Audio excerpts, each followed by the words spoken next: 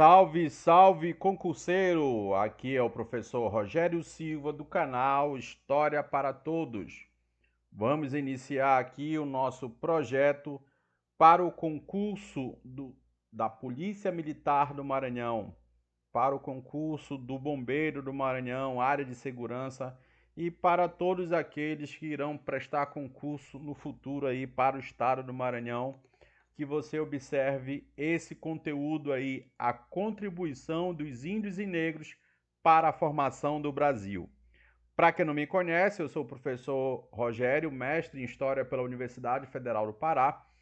Atuo na área de concurso público há mais de 23 anos. Sou professor de História, Direitos Humanos, atualidades do mercado financeiro.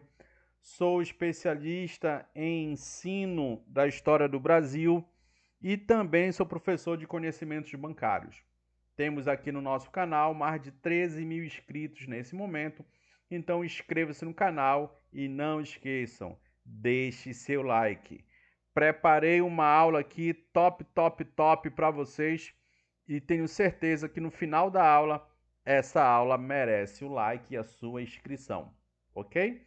Gradativamente, até a tua prova, eu vou liberar aqui alguns vídeos para vocês, de forma gratuita. Então vamos lá, gente. Primeiramente, a contribuição dos índios para a formação do Brasil, e aqui eu já faço uma correção. Hoje em dia já não falamos mais índio, falamos indígena. Por quê? Porque a nomenclatura índio foi uma nomenclatura inventada pelos europeus. Então, se a gente reproduz essa nomenclatura, nós estamos reproduzindo uma série de preconceitos que o homem branco trouxe para esse continente, para esse país, que no futuro se chamou América e que no futuro também se chamou Brasil, tá bom? Cristóvão Colombo acreditou ter chegado às Índias, por isso surgiu aí essa nomenclatura índio, né? Ele chegou ali na América Central, como todos nós sabemos, no finalzinho do século XV. Então, fora essa nomenclatura preconceituosa, nós temos aí várias outras nomenclaturas, como gentil, negro da terra, índios mansos. Todas essas nomenclaturas são nomenclaturas que carregam, né, um pouco de preconceito. O gentil era um nome muito utilizado pelas ordens religiosas, tá ok? Tá escrito aí, tudo detalhado aí no slide para vocês. Negros da terra e negros brasis, né, era utilizado pelos grupos dos escravocratas para designar esses indígenas e para diferenciar dos negros da Guiné, ou seja, os africanos. Índios mansos e índios bravos, nomenclatura do século XIX. Surgiu uma nomenclatura mais simplificada para designar as populações nativas. Índios mansos, controlados, índios bravos, né, os ortis, aqueles que não aceitavam a catequese e a exploração escravocrata. Então a nomenclatura hoje é indígena, porque respeita as particularidades, não usa um termo generalizante como índio. Cada grupo indígena tem sua diferenciação, tem a sua cultura, tem seus costumes. É como se para sempre eu te chamasse de aluno. Você gostaria de ser chamado para sempre de concurseiro? Não, senão estaria apagando a sua identidade. Ok? Seguimos aqui, olha. Aqui eu trouxe alguns grupos étnicos, né? Para a gente compreender, para a gente enxergar essas particularidades, né? Os Yanomamis, os Guaranis, o Chavante, o Pataxó, são inúmeros grupos étnicos que didaticamente nós dividimos geralmente em troncos linguísticos. Tá aqui os troncos linguísticos, né? Nós temos dois grandes troncos linguísticos. Dentro de cada tronco linguístico existe várias civilizações, existe várias tribos que são impossíveis de nós contarmos todas uma a uma do período antes da colonização aos dias contemporâneos. Então, para organizar didaticamente nossos estudos sobre esses povos, criamos aqui a língua tupi, a macro-G e as famílias ou troncos linguísticos menores, aruaques, caribes, panos, etc. Olha o que diz aqui o slide. Mais de 160 línguas e dialetos são falados pelos povos indígenas no Brasil. Há dois grandes troncos, o tupi e o macro-G, e 19 famílias linguísticas que não apresentam grau de semelhança suficiente para que possam ser agrupadas em troncos. Então, o tronco linguístico, gente, está associado a semelhanças. Tá? A nossa língua ela é semelhante ao espanhol. A nossa língua portuguesa ela é semelhante ao italiano. Então, pertencemos ao mesmo tronco linguístico, podemos afirmar. Agora, a língua portuguesa não faz parte do mesmo tronco linguístico árabe, não faz parte do mesmo tronco linguístico chinês, né, japonês, mandarim. Então, isso são troncos linguísticos. Não sei se deu para vocês compreenderem, né? Mais de 20 mil palavras de origem tupi foram absorvidas pelo português brasileiro, incluindo nomes de animais e topônimos, né, que daqui a pouco eu vou deixar aqui para vocês vou demonstrar aqui para vocês para que possamos observar essa herança. O que vem na tua prova, gente, é uma alternativazinha lá, geralmente certo ou errado, né, dando a herança do negro e dizendo se ela é ou não do negro. A do indígena, se ela é ou não do indígena. Então é bem fácil, gente, esse teu primeiro conteúdo aqui do teu concurso do Maranhão, tá bom? Bem fácil mesmo, bem tranquilo. E isso nós estudamos, eu dou aula, gente, do 6º ano à faculdade. Então isso aqui é muito nítido na minha cabeça, né? Isso aqui a gente estuda ali de forma bem sorrateira no 6º ano com os anjinhos e no 1º ano já do ensino médio, ok? Então nós temos aí, dentro do tronco macro-G, Bororó, Krenak, G, Carajá, entre outros. Assim, o Tupi, né? Não falei aqui, né? Tupi-Guarani, Juruna, Mavé, Munduruku, Tuparani, entre outros, tá? Aqui, olha. Palavras que são oriundas, né, dessa cultura indígena, dessa língua indígena. Abacaxi, mandioca, pitanga, capivara, tamanduá, tatu, carioca. Eu lembro uma vez uma moça muito infeliz no Instagram, carioca, começou a criticar o Paysandu no Pará, chamando todo mundo de indígena, de índio. Ela falou índio, né? Vocês do Paysandu são tudo índio. E o time dela era o Tupi do Rio de Janeiro. Quanta ignorância, né? Guri, xará. O que significa xará? Significa aquele que tem o meu nome, né? Um nome igual ao meu. Então, muita coisa, gente, que nós praticamos, que nós dançamos, que nós nos alimentamos, que nós falamos, são herança desse povo indígena e do povo negro africano. Então, sempre temos que lembrar dessa questão da herança. Olha o que está dizendo aqui no conteúdo do teu edital. A contribuição dos índios e negros para a formação do Brasil, ou seja, o legado. Essa palavra contribuição você pode substituir por herança, tá bom? Então aqui do lado direito nós temos os Aruaques, né, outras famílias, nós temos o Caribe, e dentro delas existem vários outros povos, várias outras tribos. Culinária e agricultura. Nós temos várias e várias práticas, né, da agricultura que são as técnicas de agricultura que são oriundas desses povos primitivos, desses povos nativos. E quando nós falamos, gente, povos primitivos e nativos, não é desmerecendo, tá? Você não pode ter aqui, gente, um pensamento preconceituoso, uma dicotomia, né, de primitivo e moderno, de povo nativo, povo europeu. Um é melhor, outro é pior. Um tem mais tecnologia, outro tem menos tecnologia. Não. Cada um tem a sua tecnologia de acordo com a sua cultura, de acordo com o seu habitat natural e de acordo com o seu tempo histórico, tá bom? Então, por exemplo, a tecnologia que eles tinham para limpar ali o terreno, a coivara, que vem da língua tupi-guarani, né, vindo de termos como coiura ou de união de coibá, significa queima de galhos e folhas para preparar a roça. Então isso depois foi muito utilizado aqui na colonização brasileira e até hoje é praticado, né, em alguns grupos pelo Brasil. Hoje é muito comum, graças à nova tecnologia e à metalurgia, né, colocar correntes em tratores e sair derrubando a mata também, tá bom? A domesticação da mandioca e de seus derivados, como tapioca, farinha, tucupi, e isso é uma herança muito forte aqui no norte, no nordeste, né? Observamos muito o ato de comer farinha, né? Tucupi, oh meu Deus do céu, um pato no tucupi, um frango no tucupi. Consumo de milho e guaraná, isso é muito comum na floresta amazônica, é muito comum até hoje nas civilizações do Peru, né, da Colômbia, da Bolívia também, e o uso de ervas medicinais. Copaíba, eu só lembro da minha avó, copaíba e andiroba. Quebrou o pé, andiroba. Dor de barriga, andiroba. Ferida, andiroba. Qualquer coisa era andiroba para curar, né? Então nós temos outras e outras sementes, folhas, que até hoje nós usamos no nosso cotidiano. Quem se apropriou muito desse conhecimento, gente, é empresas de cosméticos como a Natura, né? Babosa, arruda, boldo, cajueiro, capim-santo, mamona. Eles usam muitas frutas, né, da Amazônia como essências de, por exemplo, de hidratantes, né, cacau e por aí vai.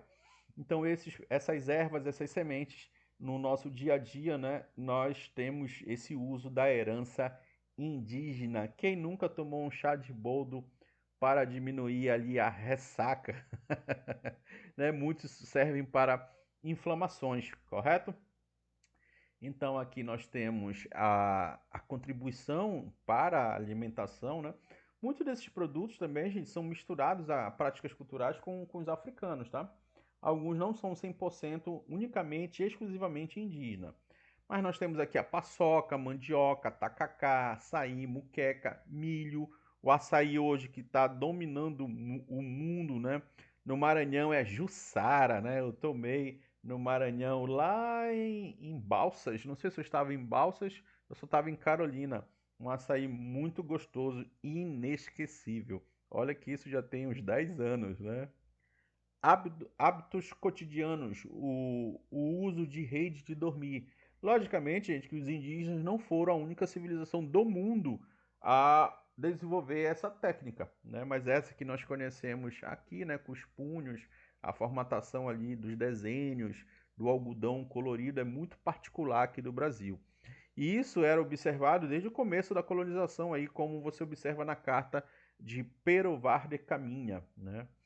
Eram de madeira e de ilhargas de tábua e cobertas de palha de razoada altura, todas de uma só peça, sem nenhum repartimento, tinham dentro muitos esteios, e de esteios a esteio uma rede atada pelos cabos alta em que dormiam, né?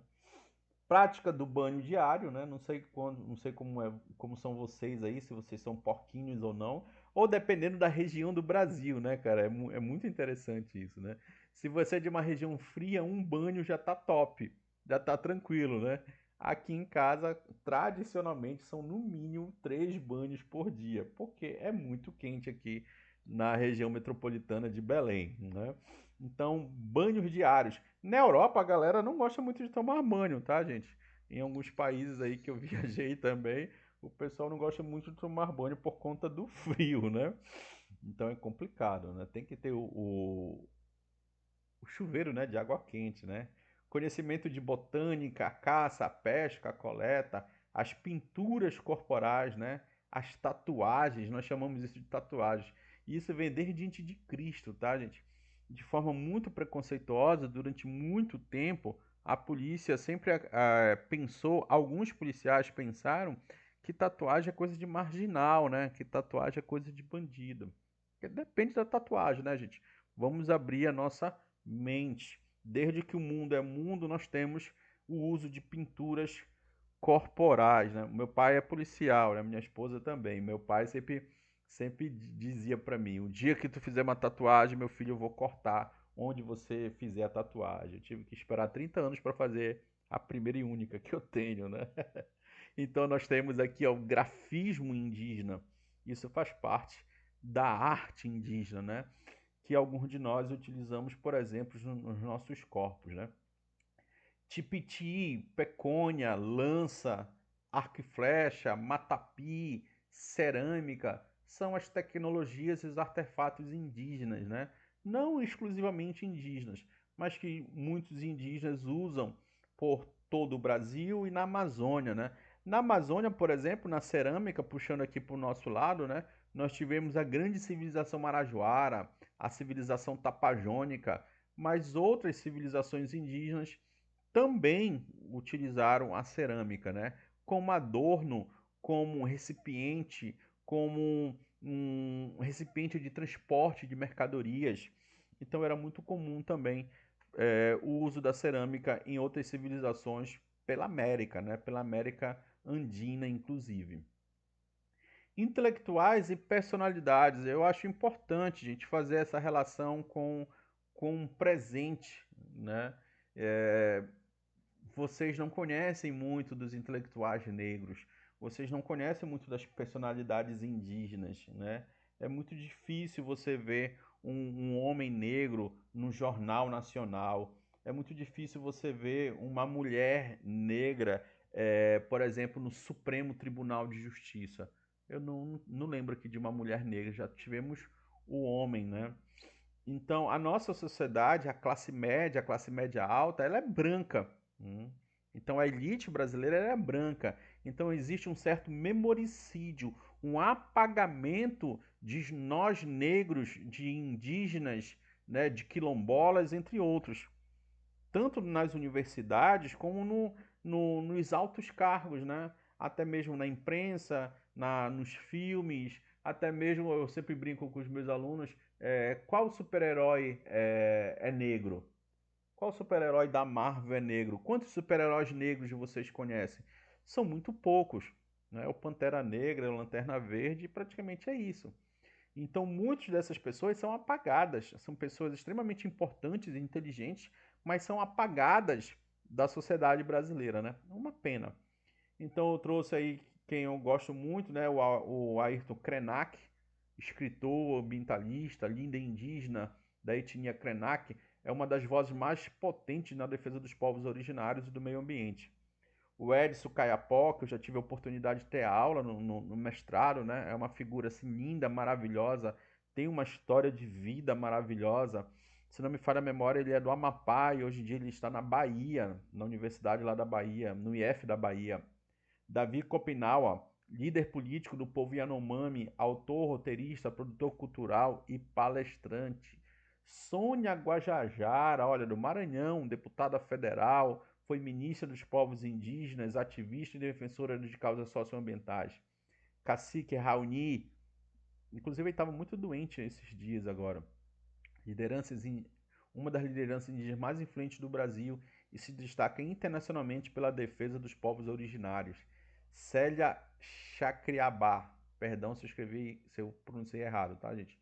Pessoal de Minas Gerais aí me perdoe. Deputada federal por Minas Gerais, professora e ativista. Cuidado com a Sônia Guajajara na tua prova. Tá? Aqui eu trouxe, gente, informações contemporâneas, tá? Para a gente poder enxergar qual o cenário dos indígenas no Brasil.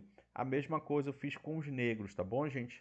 Então você vê aí do lado direito que você tem que saber que a maioria das terras indígenas estão na região norte, ok? Isso é conhecimento básico, né? Você observa ali no Maranhão terras indígenas bem menores, né? Comparado com Amazonas, com Roraima, onde Roraima tem a maior ali em cima no extremo norte, Pará e Mato Grosso, tá? Então, olha o que disse aqui o censo de 2022. A população indígena residente no Brasil é mais de 1.600.000 pessoas. Você tem que saber isso para sua prova, tá, gente? Lá na tua prova vem certo ou errado.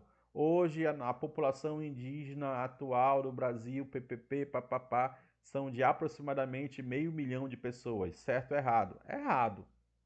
É mais de 1.600.000, ok? Corresponde a 0,83% da população total levantada. 914 mil reside num contexto urbano, 780 mil reside em um contexto rural. Esse dado é bem interessante, né, gente? Boa parte dos nossos indígenas moram nas cidades por conta desse processo de aculturamento. Isso é resultado de todo o processo de colonização. Nesses mais de 500 anos, muitos resolveram sair do ambiente rural, né, para lutar pelo seu povo e pela sua sobrevivência no ambiente urbano, inclusive através da política, inclusive através de adentrando as universidades, né? Em 2022, 36% das pessoas indígenas residiam em terras indígenas oficialmente reconhecidas. Então, 36%, a minoria reside em terras indígenas. Das unidades da federação, concentram 42% da população indígena residente do país, Amazonas e Bahia, tá?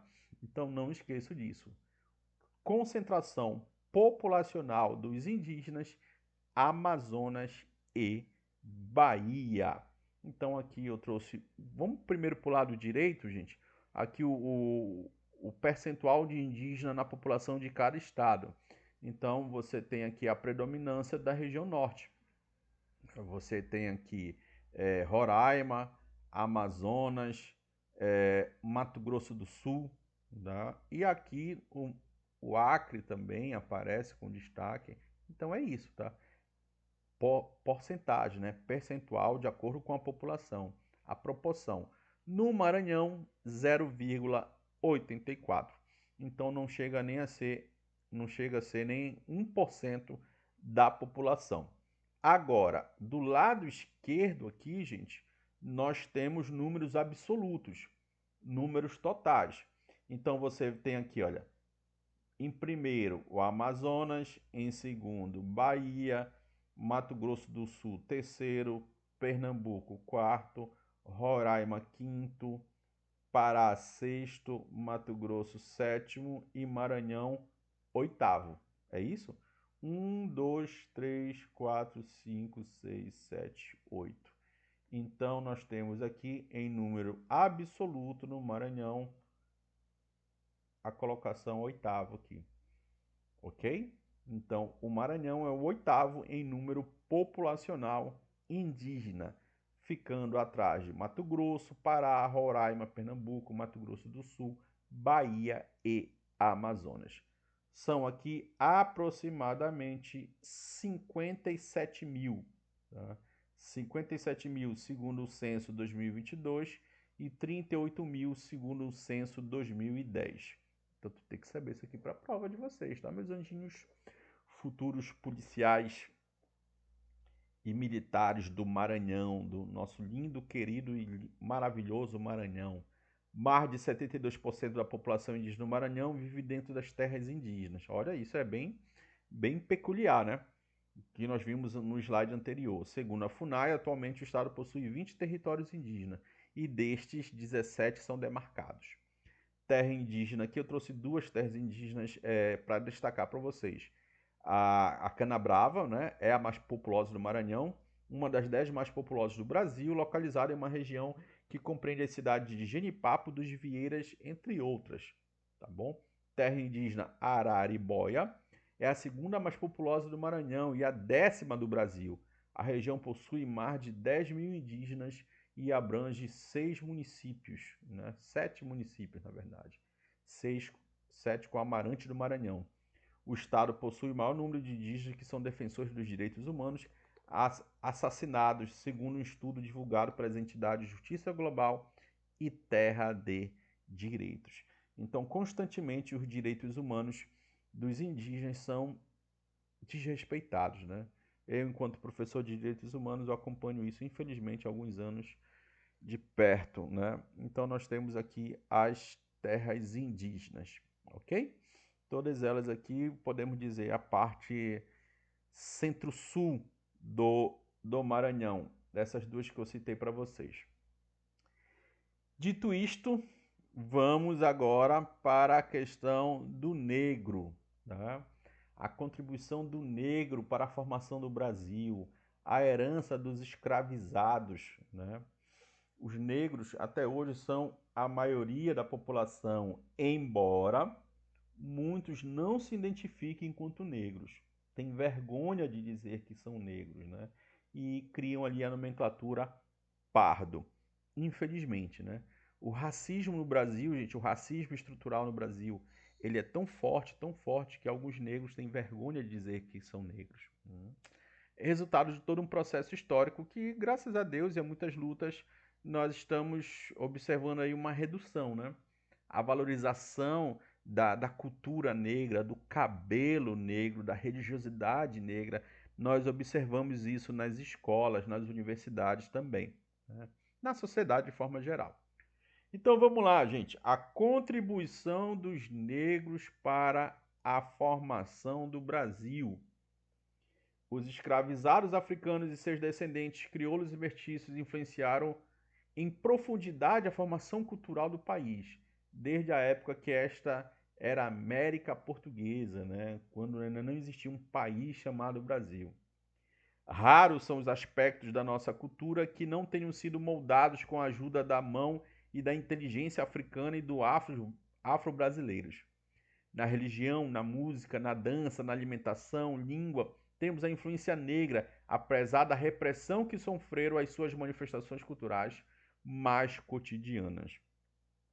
Infelizmente, gente, alguns de vocês que me ouvem ainda acreditam, né, dentro daquele pensamento antigo cristão, que a religião afro é coisa do demônio. Algumas pessoas acreditam, infelizmente, até hoje, que tudo que vem do negro é ruim. E isso é resultado de uma construção histórica.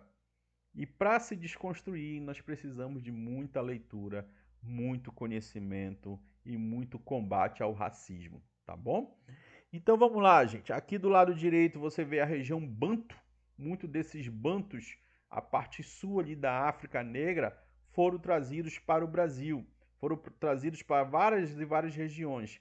E aí, quando a pessoa se desloca, ela leva consigo a sua cultura. Você que é do Rio Grande do Sul, que vai fazer o concurso e vai passar na prova lá do Maranhão, você vai levar o seu tererê. Você que é de João Pessoa da Paraíba, você vai levar o seu forró, né? Então você que é de São Paulo, você vai passar no concurso do Maranhão, você vai levar o seu sotaque. Então nós carregamos, gente, uma bagagem cultural. Então, por exemplo, aqui na nossa aula, gente, na minha aula, você observa o meu sotaque. Então aqui é a representação da minha bagagem cultural. Por ser professor no Pará, por ser amazônida, é inevitável eu tirar essa bagagem das minhas costas, né? Então tá aqui, nós temos aqui um desenho, né, dos bantos e dos iorumbás, né, dos sudaneses, que também são chamados de iorumbás, que vieram para o Brasil. Muitos iorumbás foram deslocados para o Maranhão e para cá, para Belém, né? Mas nós tivemos iorumbás também em Pernambuco, em Salvador. É muito forte a presença iorumbá e a presença dos bantos aqui no nosso país, né? Então, muito do que nós temos na alimentação, na música e na religiosidade são desses dois grupos étnicos, podemos assim dizer. Eu sigo um professor africano, né, que ele tem uma tese, né, uma polêmica, e ele diz que não existe uma etnia banta. Mas isso aqui não vamos colocar na nossa aula, porque isso já é uma polêmica já de nível superior que não cabe aqui para a prova de vocês. A influência religiosa. Observa-se que, ao invés do isolamento, os africanos e seus descendentes aprenderam a conviver e a recrutar para seu universo religioso outros setores da sociedade, até mesmo pessoas livres e brancas. Muita religiosidade, gente, afro, foi proibida no Brasil. Foram perseguidos aqui no Brasil por conta da Igreja Católica, que desde lá do século XIV via isso como manifestações demoníacas. Mas nem tudo foi derrota para os grupos religiosos. Temos muito mais vitórias, acredito, né? Muitos conseguiram recrutar pessoas brancas, conseguiram recrutar novos seguidores, podemos assim dizer. E a religiosidade afro se manteve no Brasil, mesmo com tanta perseguição. As promessas a santos pagas com sacrifícios da missa apresentavam semelhanças com os pedidos feitos aos deuses e aos espíritos africanos em troca de oferenças de diversos tipos, né?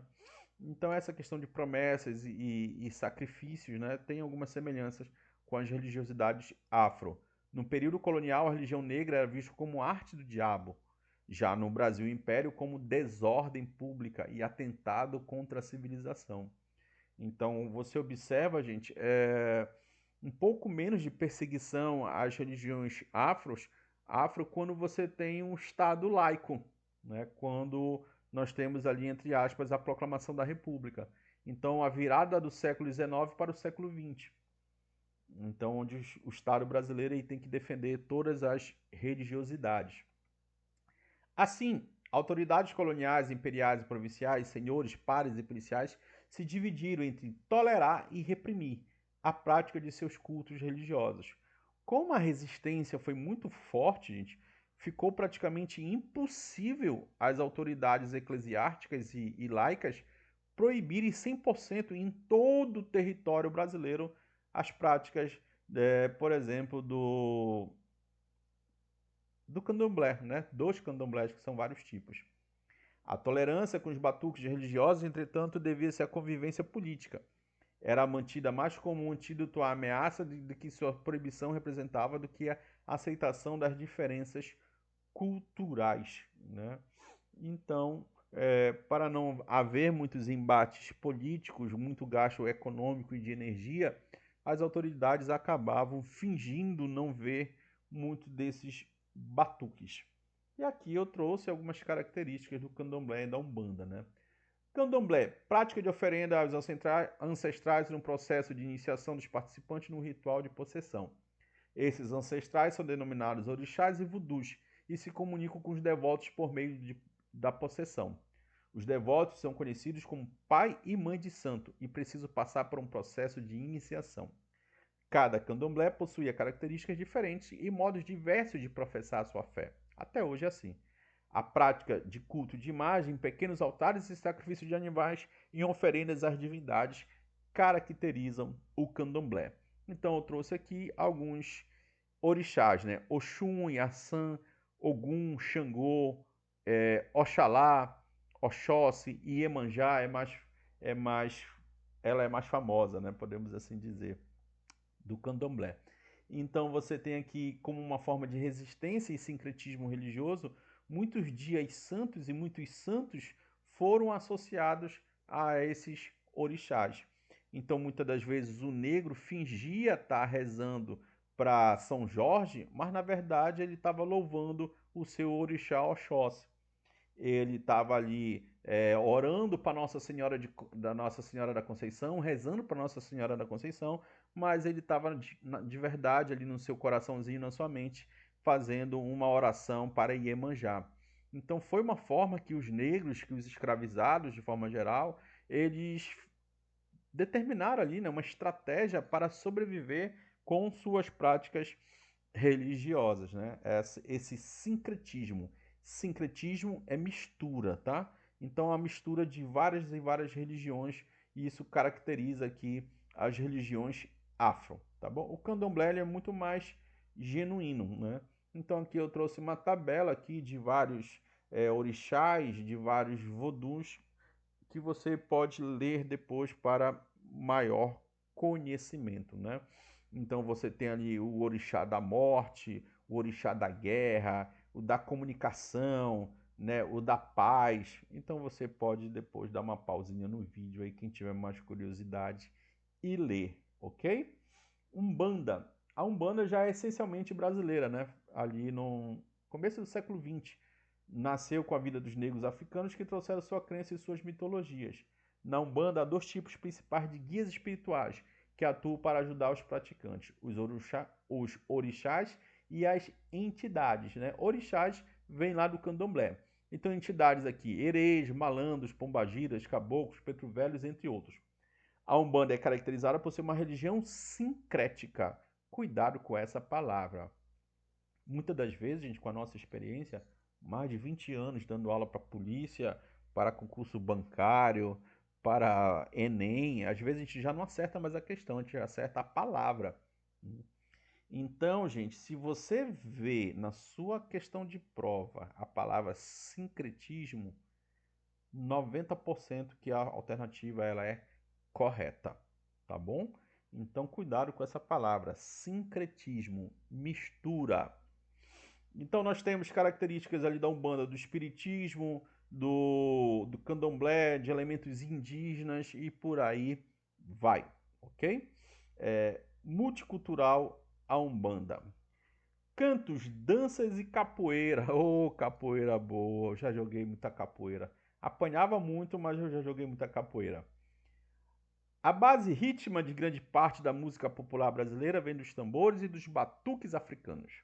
Então eu trouxe aqui o jongo, o samba e o maracatu para caracterizar essa sociedade africana, trazendo sua bagagem cultural para a nossa sociedade brasileira contemporânea.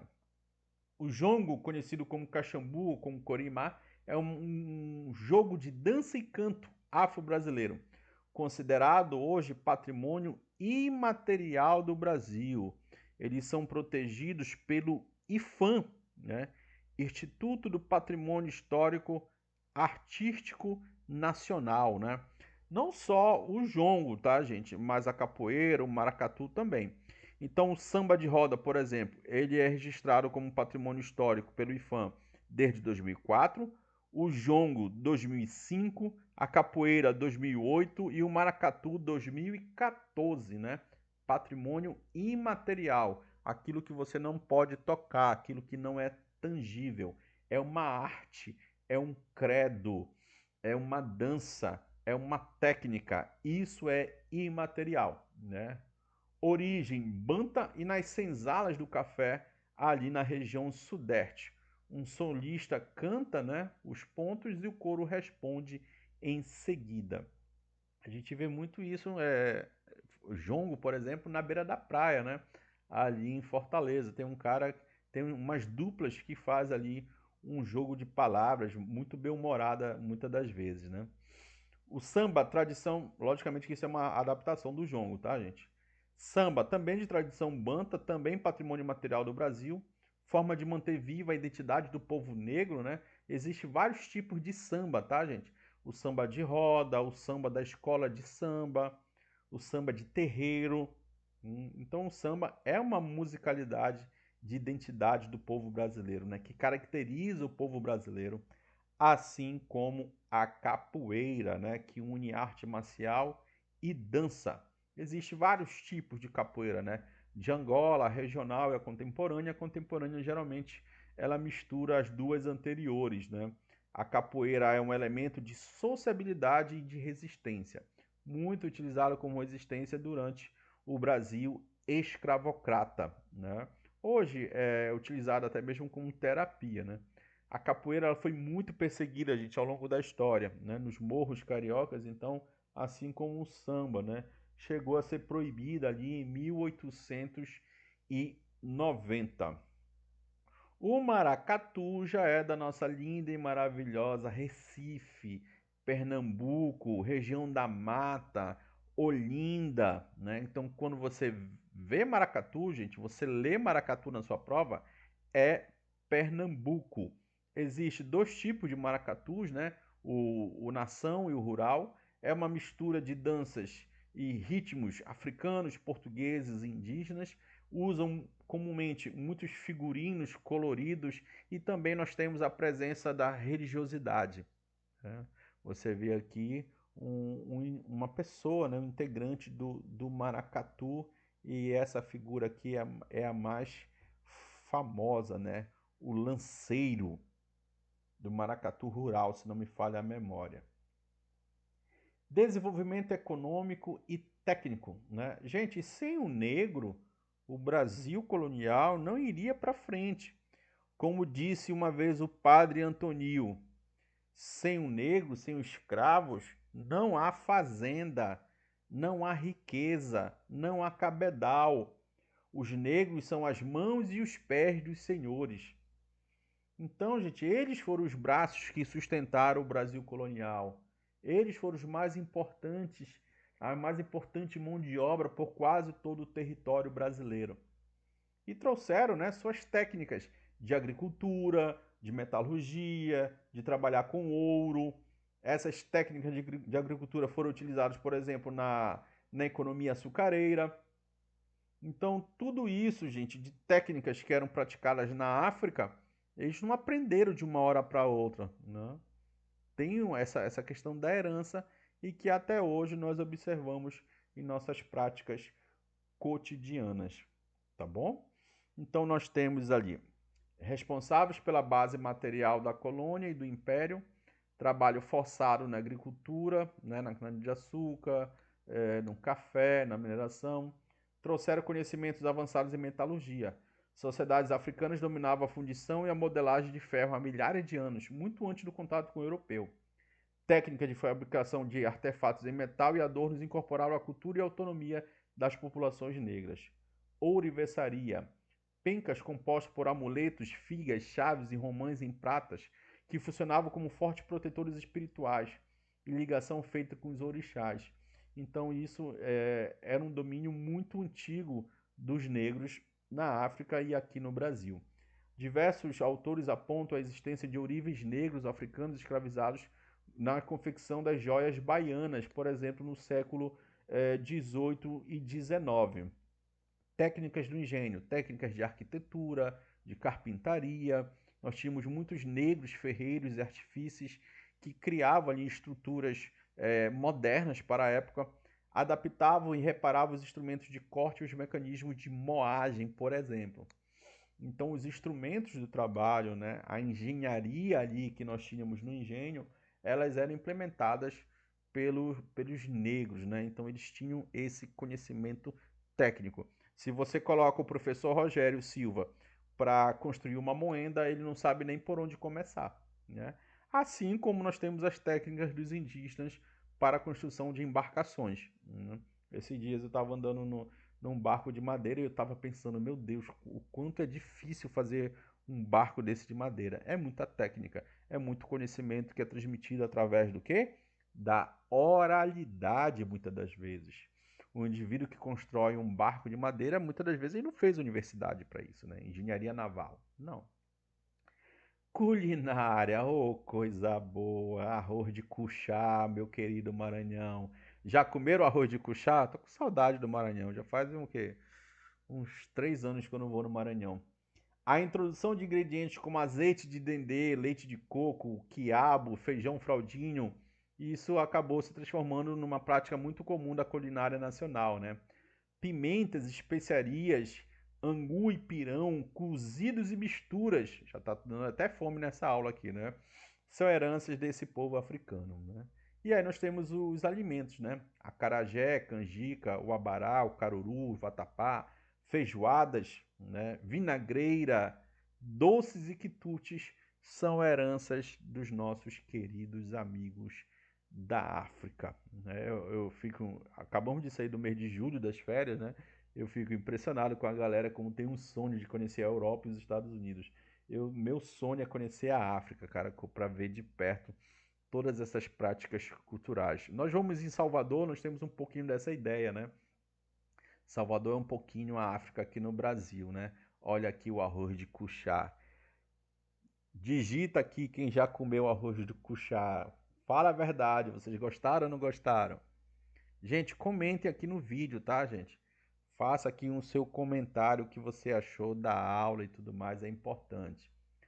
Linguagem, o vocabulário da língua portuguesa falada no Brasil é fortemente influenciado por língua banto e iorubá. Esses dias a minha esposa estava falando da canga dela, né? E ela já falar canga para um lado, canga para o outro. Eu falei, canga? O que é canga? Eu falei, ah, tá bom. Eu lembro da minha aula ali dos africanos, né? Canga é tá amarrado, né? Sempre tá do lado. No ambiente militar é muito. Para onde você vai, a sua canga vai para um lado, né? Eram tecidos coloridos usados para amarrar crianças também na África, né? O termo Banto designa de forma abrangente uma gama de povos e culturas da África Central. A denominação surge a partir de grupos linguísticos bantos que incluem diversas línguas africanas, com determinadas características comuns entre elas. O uso da palavra banto para designar pessoas. O grupo linguístico engloba mais de 400 línguas. Então aí nós estamos falando só da África Central, né?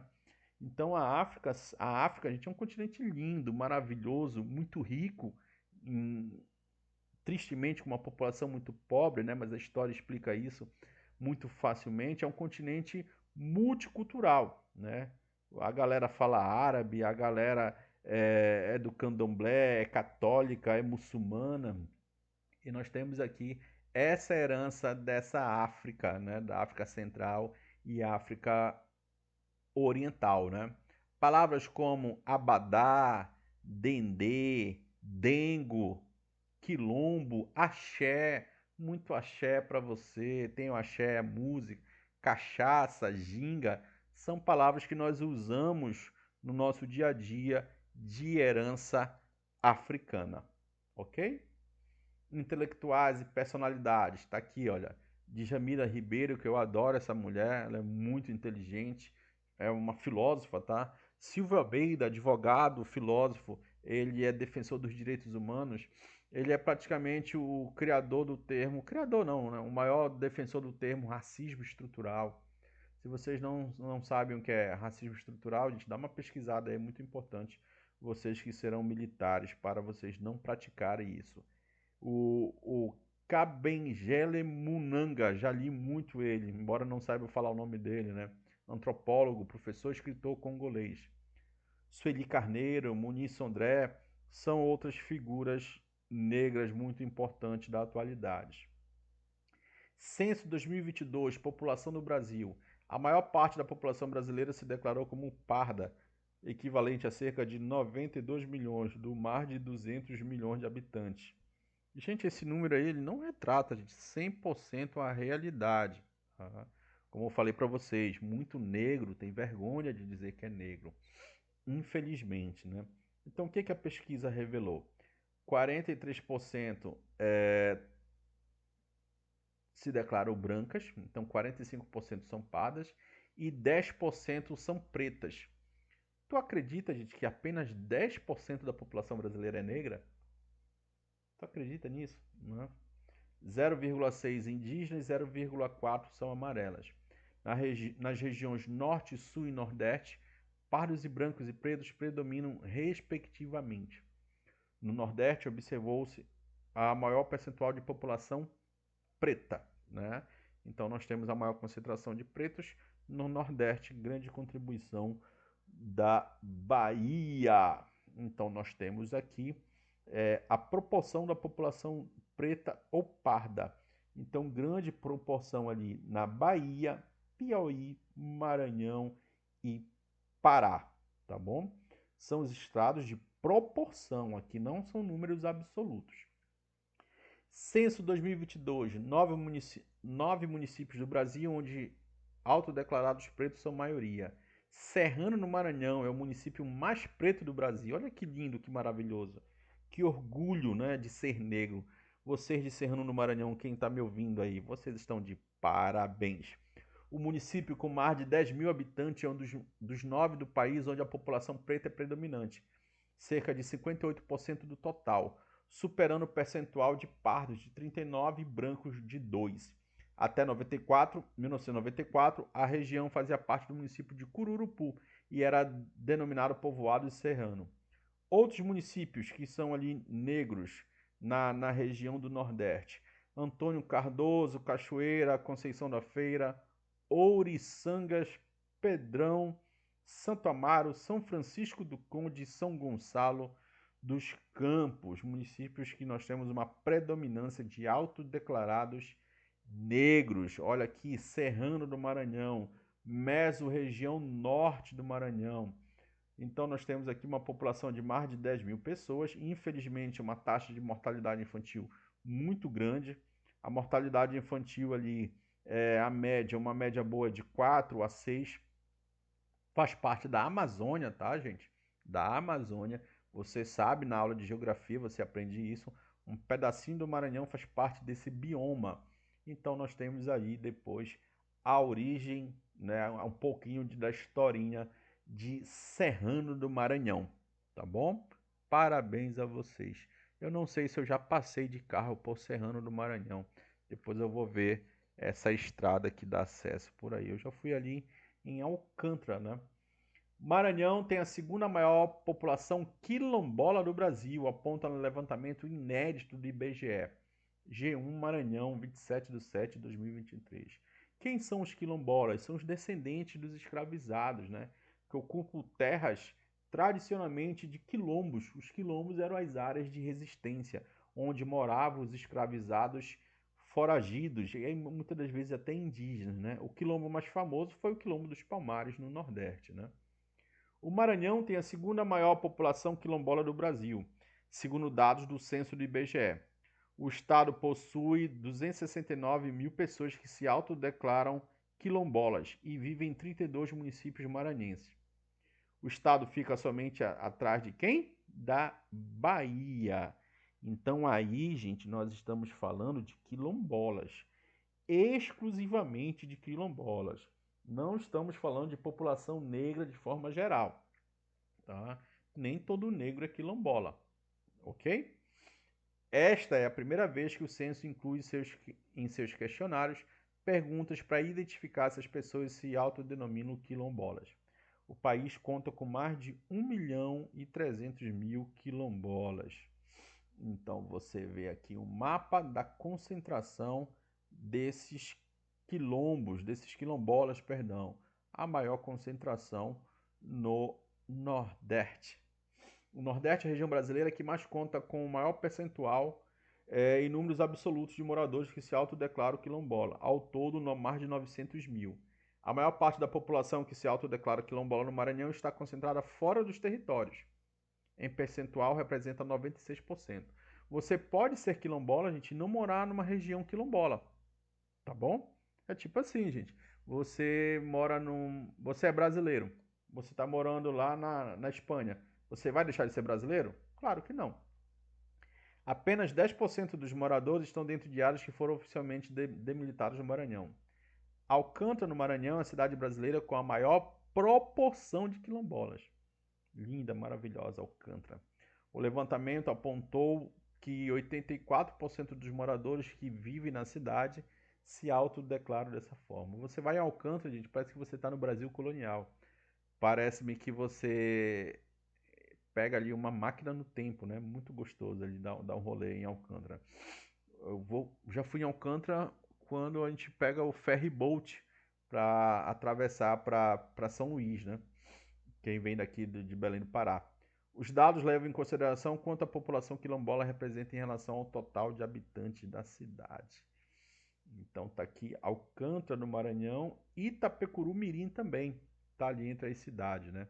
O Brasil violou os direitos à propriedade e à proteção judicial das comunidades quilombolas em Alcântara, durante o julgamento no caso da Corte Interamericana. Isso foi julgado pela Corte Interamericana de Direitos Humanos, tá? Quando eles construíram ali muito tempo atrás a base aeroespacial de Alcântara, tá bom? O Brasil foi condenado. O ranking ali de números absolutos desses quilombolas. Senhor do Bonfim, Salvador, depois Alcântara, Januária, Abaetetuba, no Pará, Itapecuru, Mirim, no Maranhão, Baião, Campo Formoso, Feira de Santana e Vitória da Conquista. Um abraço para a Feira de Santana, para o pessoal do Gold Concurso. Também ministro aulas gravadas lá para a galera do Gold Concursos. Aqui você tem o centro de Alcântara, né? Então eu achei importante colocar essas informações contemporâneas. Vamos para as questões? Duas questõezinhas aqui marotas. O mito da democracia racial, amplamente difundido no Brasil em meados do século XX, sustentava a ideia de que a miscigenação intensa do Brasil havia construído uma sociedade harmônica, livre de barreiras e preconceitos raciais, sistêmicos entre brancos e negros. Então, gente, no Brasil nós vivemos uma democracia racial? Não, gente. Historicamente, os negros, os indígenas, os quilombolas são marginalizados. A maior parte não chega ao ensino superior, a maior parte não tem altos salários, a maior parte está ali na população carcerária, a maior parte desses negros moram na periferia das cidades, não tem acesso a tratamento de esgoto, são as maiores vítimas da polícia. Então não existe uma democracia racial. Perdão. Então foi um mito criado ali no início do século XX, na primeira metade do século XX, e propagado que todas as raças vivem de forma harmônica, que o Brasil ele é composto apenas por 3 raças, né? O branco, o negro e o indígena, né? Ou então o indígena, o negro e o europeu. Não, gente, o Brasil ele é composto por dezenas de raças. Então existe esse mito? Sim, existe esse mito, mas não é verdade, tá, gente? No que se refere ao período colonial brasileiro, é correto afirmar que o processo de descendinização, o apagamento cultural foi homogêneo em todo o território, visto que todas as nações indígenas possuem a mesma estrutura social e linguística do tronco tupinambá, o que facilitou a imposição da cultura ibérica. Então, gente, houve o total apagamento cultural indígena?